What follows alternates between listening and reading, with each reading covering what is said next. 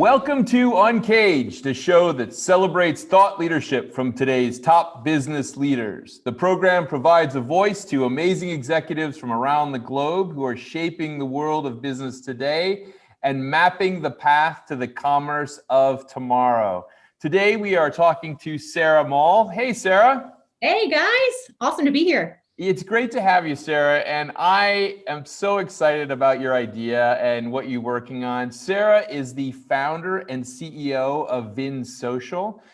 She has the great title of Chief Member, Community Builder, Supporter of Women in Entrepreneurship, Changing the Business of Wine. And you get a sense of what Vin Social is all about. It's actually a very, very innovative solution for the wine business, and we'll talk about that in more depth. But before we get there, Sara, tell us a little bit about yourself and your background.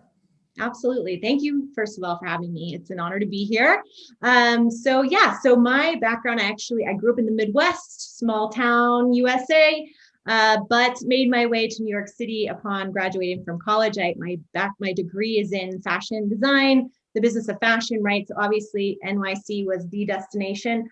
I had a great, about decade career, just climbing the ranks. But as anything, you kind of mature, you become wiser, more worldly. And I ultimately just had a lot of ethical grind at the end of the day with the industry at large. And I had, living in New York City, had the privilege of having access, obviously, to amazing dining experiences. And I had used the culinary arts as sort of a creative outlet.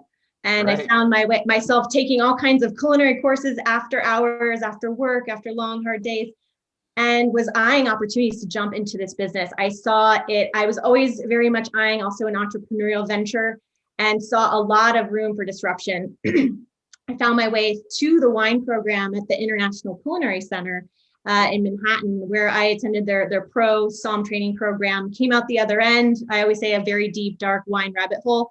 A certified sommelier. And It was really through that experience that the idea for Vin Social was first born. So I am a certified sommelier. What's that? You are a sommelier. I'm a certified sommelier, a certified specialist in wine. I have my WSET level 3 credentials. So I'm definitely a wine nerd at heart. I love just continuing education for myself. But more than learning about wine, I love to teach other people about wine. That's really sort of the root of Vin Social's mission. Well, I think I love sommeliers, one, because they actually know what good wine is. But I think the best experience I ever had drinking a bottle of wine was with a sommelier who was a friend of my father's, because he appreciated, we had a great bottle of wine. We had a bottle that we had been gifted of Chateau Lafite. It was like a very famous bottle. Yes. And I remember it distinctly because my father called his friend and he said, "Hey, we have this bottle. What should we do with it?" And the guy said, "Put it down. Leave it alone. I'm flying to your house now." Yeah, that's a unicorn bottle. Those are good. Yeah, and so we ended up drinking it with this guy, and his excitement made me so excited about it. So wine is so exciting, but right now we're seeing a lot of people that are trying to experiment with new ideas, and clearly Vin Social is one of those. Tell us a little bit more about what the idea is and what you're working on. Absolutely. So I actually founded Vin Social in 2015. Originally, this was coming out of my wine education experience. And I always say, because I wasn't coming from the hospitality world, I was really an outsider, just plopping myself right into the thick of it. My network were not wine and hospitality people. They were other professionals in other sort of, professional industries.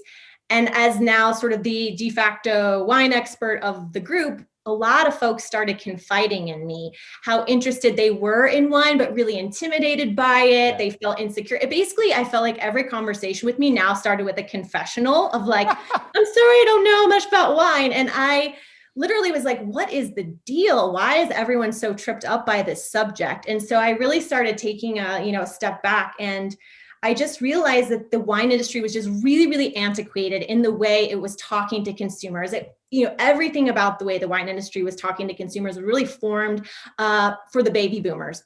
And now we have all these younger up and coming generations who are interested in wine, but they don't care about the formalities. They don't like the formalities, and wine sort of has this veil of elitism and exclusivity that they don't have that value set. And so I really set out with Vin Social initially as the intention just to say, let's strip all the pretense. What if we reinvented the way that wine consumers discover wine, experience wine, learn about wine, really rooted in accessibility and inclusivity. And most importantly, because I think this is relevant to the story you just told, is that it's all based on narrative. It's really about exposing and magnifying the stories of these incredible people and these rich cultures and legacies behind the bottles versus, I always say, we talk about the why behind wine, not the how, how it's made, because that is super technical and nerdy and can trip people up. So that is really what Vin Social started as, was an experiential way to discover new wines.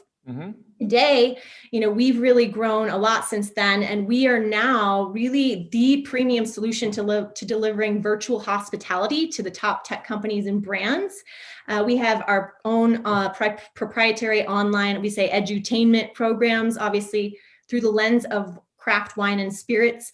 We have an e-commerce platform and a national product fulfillment infrastructure. So that is our primary focus, obviously, with COVID and sort of this vacuum that was created of the collapse of hospitality and our ability to engage as humans, whether, from a business standpoint or a personal standpoint. We've stepped in and just grown like exponentially over the last year. So tell me how it would work, Sara. Let's say, I'm company X and I love the idea of creating some type of a hospitality moment, maybe a virtual event of some sort. How would I work with you guys? How does that function?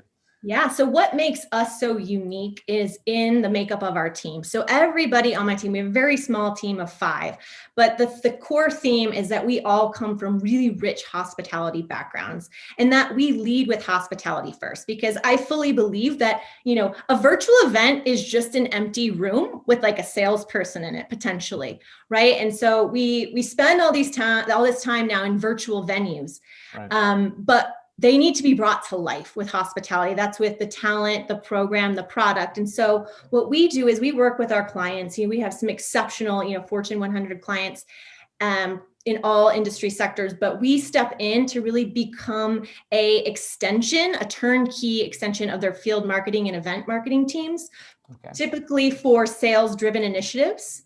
Okay. So we do everything from, we build out a branded registration page for them they can just drop a link to their guests to invite them. We intake all of their information, very, data protected there, so that we can fulfill and ship everybody in advance a beautiful gift, of course, which will be the center of their virtual experience. We do all the branded comms to really get them excited, to get our guests to attend. And in fact, all these things really have an impact on our attendance rate, because that is what everyone's looking for at the end of the day. A client wants to make sure that the folks they're inviting are actually joining the conversation and coming to the table. So we have over a 90% attendance rate because of all these soft touches that we sort of layer in. And then, of course, the main event is the virtual event. So we have a team of, technical virtual event producers.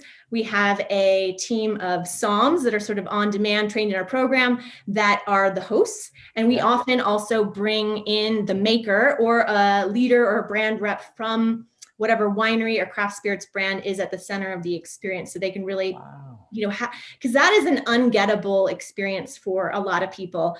You can go to a winery in Napa and you're not necessarily going to meet the winemaker. Right. So it would be, the event would be around one wine, or could I do like multiple wines and just go? Yeah. So each event is featured around one vintner or one distillery. So with wine, we ship 2 full-size bottles of wine, usually a white and a red, or a rosé and a red, depending on the season. And with the small batch spirits, they tend to be small format, so more of a tasting. Mm-hmm. So it really just depends. But either way, it's always rooted in, hey, let's discover this awesome brand that are more under the radar. I think that's the other sort of X factor that Vin Social brings, is that, we're entertaining a very sophisticated audience who has, means to get whatever they want. How do you impress them? And for us, it's about, positioning ourselves as tastemakers. We have our finger on the pulse of what's cool and hip and the industry insiders drink at their own tables. And that for our guests is a moment of discovery, something new they haven't tried before. And that, I think, adds a lot of the intrigue for why people actually show up and want to learn about the product. I love it, Sarah. I think it's such a great concept, and it seems so relevant to this new world that's emerging, really. I mean, we've all been living in this pandemic, but the reality is that even after the pandemic, we're all going to be living much more from Zoom call to Zoom call. I can't imagine this is all going to disappear, probably for some people, unfortunately. But the reality is that these virtual events really provide an amazing role where you can connect with lots of people in lots of different places. But listening to you talk, I can see how it's almost like an intimate connection, right? Because it's such an amazing experience. Yeah, I mean, what you're saying is all the things that we're seeing in real time. There's so much data and research happening now because there have been billions of dollars pumped in to companies that are going to they're banking on the fact that we are going to continue to operate in these virtual spaces and connect virtually, right? So what that means is we're stepping in to really be leaders, and we're hearing live from our clients that they have had better ROI on virtual events. They never would have said this a year ago than they have for in person. And the reason we believe is because it's actually an act of hospitality. When you make it really easy for your guests to join, you're asking less of them. We ship the product to their home. They don't have to physically, they don't have to get on a plane, get a car, get a babysitter. They can join and experience for an amazing 45, 60-minute program, and then they're done. And because now this paradigm shift has happened, and these giant organizations and small organizations they're not going back to full time, right? They're going to have some sort of hybrid. And so I think we're going to see from a guest standpoint, guests being much more selective about the in-person events that they do attend. The reality is that companies that rely on staying in close contact with their leads or their existing clients is they're committing to keeping virtual as more than 50% of their events strategy, because it's more cost effective and it's also working. Yeah, I think that's the big thing. Is I miss everybody. I miss events. There was such a cadence to my life with the key events every year. But the reality is that from a business perspective, we have been more efficient than ever before. And I would say that, as I was mentioning before, Zoom has a kind of a double effect. In some ways, it's less personal because it is technology, but in another way, it's almost more personal. I mean, I feel at times that I've been a participant in some of these things like Lunch Club, et cetera. You get deeper with people faster in a way. And so I think that what your solution, Vin Social, provides is almost like taking that to the next level, which is really kind of turning it into a broader experience, giving it a focal point, a shared thing, right? A shared moment. I love 100%. That. Yeah. I mean, one of the things that, one of our belief systems is that, to build intimacy in a virtual space really takes a skill set, which is why, we design our program we say we warm up and wine up the audience. So they immediately feel comfortable and warm and welcome. And of course the alcohol helps, right? But it's really having that shared sensory experience. We may not be together physically, but we're all we're having the same sensory experience simultaneously, and that builds cohesion among the group. So I may be biased, but I think the wine and booze are sort of the secret sauce. Well, Sarah, during the heart of the pandemic, the worst of the pandemic, I think that probably every adult needed a personal sommelier in their life just to make it through the days. But I mean, I always ask this question. It's been a challenging year for everyone, and I just would be curious to hear what's bringing you joy and how are you getting through this whole period of craziness?